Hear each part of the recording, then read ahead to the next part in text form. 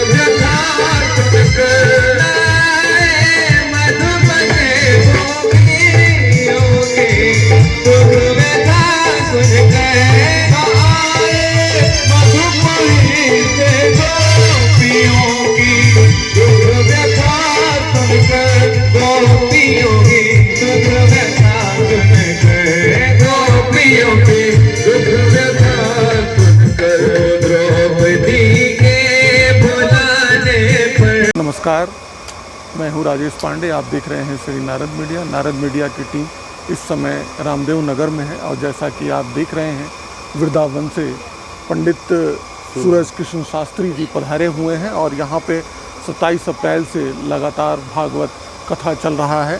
आज ये कथा का बड़ा ही मनोरम यहाँ पर दृश्य उपस्थित हो रहा है। माताएं बहनें भी बैठी हुई हैं। गुरुजी, अपनी सनातन संस्कृति में ये श्रीमद् भागवत कथा का क्या प्रासंगिकता है वर्तमान दौर में? वर्तमान दौर में यह सनातन को जोड़ने का बहुत ही सुंदर कार्य चल रहा है, जिससे हम सभी लोग बीच में कुछ ऐसे लोग आए कि जो समाज को तोड़ने का कार्य किए और यहाँ से तोड़ने के लिए उन लोगों ने अथक प्रयास किया। जब वो तोड़ नहीं पाए तो जैसा कि माना जाता है पूरे विश्व में सर्वप्रथम हमारे देश में विश्वविद्यालय था जिसका नाम नालंदा विश्वविद्यालय के नाम से जाना जाता है।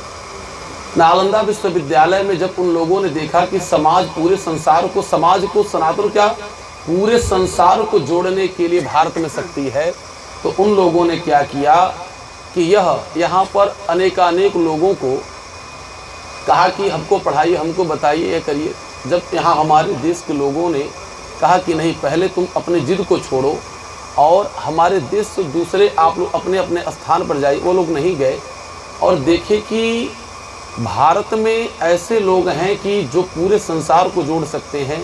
तो उन लोगों ने नालंदा विश्वविद्यालय से जितनी भी पुस्तकें चुरा पाए चुराए और जला दिए और हमारे पुस्तकों, हमारे धर्म ग्रंथों में ऐसे ऐसे शब्दों का उल्लेख किए जिसका हमारे समाज में बीच में कुछ कुप्रभाव पड़ा। लेकिन वर्तमान समय में हमारे जैसे धीरेन्द्र कृष्ण शास्त्री जी बागेश्वर धाम, जहां हमारी 8 अगस्त से कथा है, 8 अगस्त से कथा है बागेश्वर धाम में। बागेश्वर धाम वाले महाराज जी धीरेन्द्र कृष्ण शास्त्री जी सनातन पर बहुत ही अच्छा कार्य कर रहे हैं एवं हमारे परम आदरणीय इस देश के जो भविष्य को सबको उज्जवल किए। हम सभी लोग अंधकार में जी रहे थे। जो प्रधानमंत्री हैं नरेंद्र मोदी जी एवं हमारे प्रदेश के जो उत्तर प्रदेश के जो मुखिया हैं योगी आदित्यनाथ जी सनातन पर बहुत अच्छा कार्य कर रहे हैं और आप जैसे लोग आज सनातन का आज इतने अच्छे तरीके से प्रचार प्रसार कर रहे हैं। हम आपको बारंबार धन्यवाद देंगे, साधुवाद देंगे इसी तरह से सनातन का आप सब लोग धर्म का प्रचार करते रहें और समाज को जोड़ते रहें। जय श्री राधे, जय श्री श्याम। श्रीमद् भागवत गीता जो है, ये भागवत का पाठ सुनने से व्यक्ति के अंदर जो मृत्यु का भय है वो समाप्त हो जाता है, यानी कि व्यक्ति जीवन मृत्यु के चक्र से बाहर आ जाता है। इस पर थोड़ा प्रकाश डालिए। जी, बहुत ही सुंदर आपका जो है यह बात रहा। इनका प्रश्न है कि जन्म और मृत्यु, परमात्मा हम सभी लोगों को इस संसार में जब भेजता है तो हमारे साथ 3 पन्ने होते हैं। वह 3 पेज का हमारा पूरा जीवन होता है। एक पर जन्म लिखा रहता है और लास्ट वाले तीसरे पन्ने पर मृत्यु लिखा रहता है। लेकिन जो बीच वाला जो पेज रहता है उसको आपको अपने स्वयं के कर्मों के द्वारा भरना रहता है। हम सभी लोग यह पूरी भागवत जो आप कह रहे हैं, भगवत गीता अलग है और भागवत अलग है। भागवत में 18,000 श्लोक, 335 अध्याय, 12 स्कंद की पूरी भागवत है, जिसमें 10वां स्कंद सबसे बड़ा है जो 90 अध्याय का है, जो पूर्वार्ध और उत्तरार्ध में है। भागवत मुक्तिदायक है और राम कथा यह जीवन जीने की कला बताती है। भागवत कथा जब तक हम भक्ति, भागवत क्या बतलाती है कि जब तक हम भक्ति नहीं करेंगे तब तक हम भगवान को प्राप्त नहीं कर सकते। जैसे आती है बात दुर्योधन की और अर्जुन की। अर्जुन से भी भगवान मिलते हैं और दुर्योधन से भी भगवान मिलते हैं, लेकिन जो दुर्योधन है वह भक्ति शून्य है और अर्जुन जी महाराज भक्ति से परिपूर्ण हैं, जिस कारण से वह भगवान को पहचानते हैं। तो भागवत जो है यह भगवान के पास जोड़ने का कार्य करती है। जब हम भगवान से जुड़ेंगे, भगवान के चरण शरण को जो हम ग्रहण करेंगे तो निश्चित रूप से हमको मुक्ति मिल जाएगी। भागवत यह कार्य करती है। भागवती का क्या संदेश देंगे सिवान वासियों को? सिवान वासियों को तो हमें सुंदर संदेश देंगे कि परमात्मा की असीम कृपा होती है। जब बहुत बड़ी कृपा होती है तब जो है कहीं पर यह श्रीमद् भागवत कथा आरंभ होती है और होती है। भागवत कथा सभी लोग, मान लीजिए किसी के पास यदि धन अभाव है, यदि हमारे जैसे प्रवीण भैया यह आयोजन किए हुए हैं, ऐसे ही कहीं पर भी भक्ति कार्य हो रहा, राम कथा हो रहा, भागवत कथा हो रहा है, शिव पुराण कथा हो रही, देवी भागवत हो रही, उसमें जिसके पास मान लीजिए पैसा है या समाज के सभी लोग हैं जुड़कर कार्य करा रहे हैं, जिनके पास पैसा नहीं है उससे वह भी जुड़ें। यदि नहीं कुछ बहुत बड़ा आयोजन करा पाते हैं, अपने घर पर सत्यनारायण की ही कथा करावें, यह भी नहीं करा पाते हैं तो बैठ करके भगवान का नाम भजन करें। चूँकि हमारे सिवानवासी नहीं, पूरे भारत में यह एक किसानों का देश है, जो किसानों का देश है। हम लोग गृहस्थ हैं, तो गृहस्थ होते हुए हमको दोनों कार्य करना है। हमको गृहस्थी भी चलानी है और भगवान का नाम भी लेना है। तो हम भगवान का नाम अपने कार्य को करते हुए हाथ से, पैर से हम इस संसार का कार्य करेंगे और मुख से भगवान का नाम लेंगे। हम सिवान वासियों को यही संदेश देते हैं कि सिवान के लोग जो है, सिवान जनपद के लोग हैं, सभी लोग भगवान की भक्ति कार्य करें। कार्य करना कैसे है, अब इस पर हम विचार करेंगे। जैसे हमारे पत्रकार महोदय ने पूछा कि हम एक दिन में यदि किसी को, जैसे मान लो जो अभ्यस्त नहीं है, किसी से कह दें कि आप 365 पाठ हनुमान चालीसा का आप करिए, तो वह शायद नहीं कर पाएगा। लेकिन उससे यह कह दिया जाए कि आपको 365 पाठ हनुमान चालीसा का 1 वर्ष में करना है, तो बहुत ही आसानी से एक एक पाठ करके वह पूरा कर लेगा। उसी प्रकार से धर्म और कर्म जो भी हम करते हैं, अच्छे कर्म करते हैं, वह धीरे धीरे धीरे धीरे संग्रहित हो करके एक दिन बड़े पूंजी के रूप में तैयार होता है। तो हम सभी लोग भगवान का नाम लें और भगवान के बताए हुए श्री राम जी के जो है उनका अनुसरण करें। और भागवत कथा अर्थात श्री कृष्ण जी की जो कथा है वो सुनने के लिए है और राम जी की कथा जो है वह जीवन में उतारने के लिए है।